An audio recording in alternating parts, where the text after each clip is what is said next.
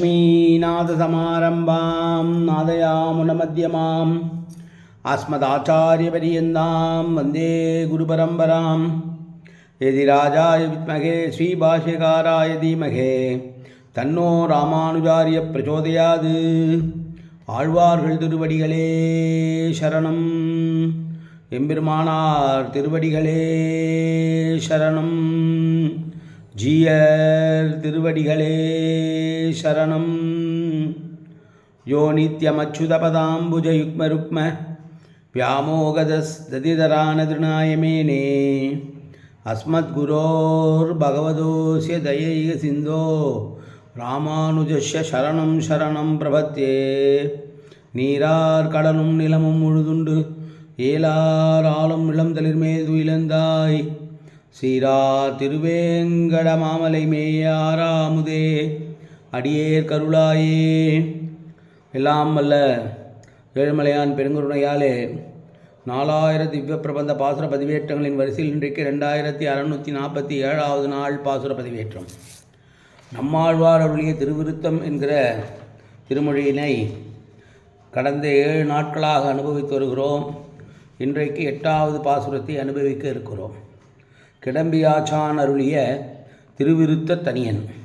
கருவிருத்த குழி நீத்தபின் காமக் கடுங்குழி வீழ்ந்து ஒரு விருத்தம் புக்கு உழல் உருவீர் உயிரின் பொருட்கட்கு ஒரு உருத்தம் புகுதாமல் குறுகையர்கோன் உரைத்த திருவிருத்தத்து ஓரடி கற்று இருசீர் இருீர் திருநாடகத்தே. 8வது பாசுரம். காண்கின்றனைகளும் கேட்கின்றனைகளும் காணில் இந்நாள் பான் குன்ற நாடார் பலிகின்றன இது எல்லாம் அறிந்தோம். மான் குன்றம் ஏந்தி தன் மாமலை வேங்கடத்து உம்பர் நம்பும் சேன் குன்றம் சென்று பொருள் பிழைப்பான் கற்ற தின்னனே. இது தலைவியை பார்த்து தலைவன் பொருள் ஈட்ட வேண்டும், அதற்காக நான் வெளியிலே செல்லுகிறேன் என்று சொல்லுகிறான். அதை தலைவி தோழிக்கு சொல்லுகிறாள். இந்த பாசுரம் பொருளீட்டுவதற்காக சென்று வர கருதி தன்னிடம் இதுவரை பேசாத பசப்பு வார்த்தைகளை எல்லாம் பேசுவதாகவும் செய்யாத உபசாரங்களையும் செய்கிறான் தலைவன் என்று குறிப்பால் அறிந்து அவன் செய்கிற செய்கையெல்லாம் எதற்காக என்பதை உணர்ந்து கொண்டேன். என்னை விட்டு பிரிந்து சென்று முன்பொரு காலத்தில் கோவர்தனகிரியை ஒரு விரலால் தூக்கினானே கண்ணன், அவனே இப்போது திருவேங்கடத்து மலையிலே இருக்கிறான். அவனிடம் சென்று அங்கிருந்து பொருள் ஈட்டப் போகிறேன், எனவே எனக்கு வழி கொடுக்க வேண்டும் என்று சொல்லுவதாக, அதற்காக என்னெல்லாம் நடிக்கிறான் என்று சொல்லுகிறாள் இந்த பாசுரத்திலே. என்னை அவன் பிரிந்து செல்லப் போகிறான் என்பதனாலே பசப்பு வார்த்தைகள் காட்டு நான் அவன் மீது கோபப்படக்கூடாது என்பதற்காக என்னென்ன காரியங்களை எல்லாம் செய்கிறான் தெரியுமா இவன் என்று சொல்லுகிறான். காண்கின்றனைகள் கேட்கின்றனைகள் பயில்கின்றன என்பதெல்லாம் அது ஒரு சொற்பிரயோகமாக காண்கின்றது. காண்கின்றவை கேட்கின்றவை செய்கின்றவை என்கிற பொருளை தரக்கூடியது தான். காணில் என்பது கண்ணால் காணுவது என்பது பொருள் அல்ல, கருத்தால் கருதுதல் என்று பொருளை தருகிறதாம். நம்பும் என்ற சொல் விரும்பும் என்ற பொருளை தருகிறது. தின்னனவு என்ற சொல் நமக்கும் புதிது, எல்லோருக்கும் புதிது. ஏனென்றால் நம்மாழ்வார் எப்போதுமே புது புது வார்த்தைகளை கொண்டு பாசுரங்களை அமைக்கிறார். உறுதி திண்ணம் என்ற பொருளையே திண்ணம் தருகிறது. பிரபந்த ரட்சகை என்கிற நூலிலே சொல்லுகிற போது மற்ற ஆழ்வார்களை விட நம்மாழ்வார் புதிய புதிய சொற்களை கையாண்டிருக்கிறார், அது மகிழ்ச்சியை தரக்கூடியதாக இருக்கிறது என்று சொல்லுகிறார்கள். பான் குன்றம் என்பது பண் என்கிற வேரிலிருந்து வந்த ஒரு சொல், நீட்டலாக ஆகி பண் என்பது பான் என்று ஆகியிருக்கிறது. அது வண்டுகள் ரீங்காரம் எடுக்கிற குன்று என்று பொருளை தருகிறது. காண்கின்றனவும் கேட்கின்றனவும் என்பதற்கு இப்போது பலவிதமான ஆசையை காண்பித்து புகழ்ந்து பணிந்து முகமன் கூறி பேசுகிறானாம் பெருமாள் தலைவியிடம். ஏனென்றால் அவன் சம்பாதிப்பதற்காக அங்கே போகப் போகிறான்.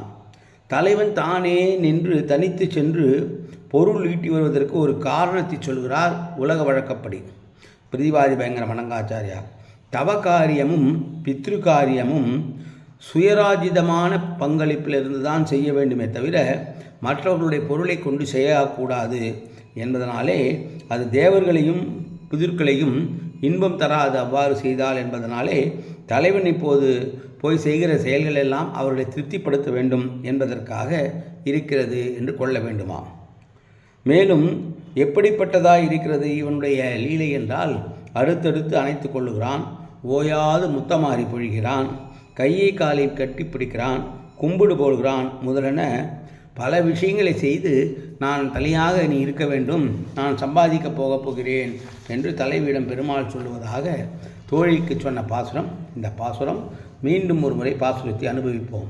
காண்கின்றனைகளும் கேட்கின்றனைகளும் காணில் இந்நாள் பான் குன்ற நாடார் பயில்கின்றன, இது எல்லாம் அறிந்தோம். மான் குன்றம் ஏந்தி தன் மாமலை வேங்கடத்து உம்பர் நம்பும் சேன் குன்றம் சென்று பொருள் படைப்பான் கற்ற தின்னனே. காயேன வாச்சா மனசேந்திரியர்வா உத்யாப்தனாவா பிரகதேது சுபாவாது கரோமி எத்தது சகலம் பரஸ்மை ஸ்ரீமன் நாராயணாயேதி சமர்ப்பயாமி. உடலாலும் உள்ளத்தாலும் வாக்காலும் சகலவிதமான பாபங்களும் தோஷங்களும் நிறைந்ததாக உலகத்து இயல்பு இருந்த போதிலும் அடியேன் செய்கிற நல்வினையோ தீவினையோ அத்தனையும் உன்னுடைய கமலமலர் பாதங்களில் சமர்ப்பிக்கின்றேன் கண்ணா. காத்தொள்வாய் கண்ணா, ஏற்றுக்கொள்வாய் கண்ணா. எப்போதும் உன் திருநாமம் கண்ணா கண்ணா கண்ணா என்று நாவில் வருவதற்கு அருள் புரிவாய் கண்ணா. சர்வத்திர கோவிந்தநாம சங்கீர்த்தனம்.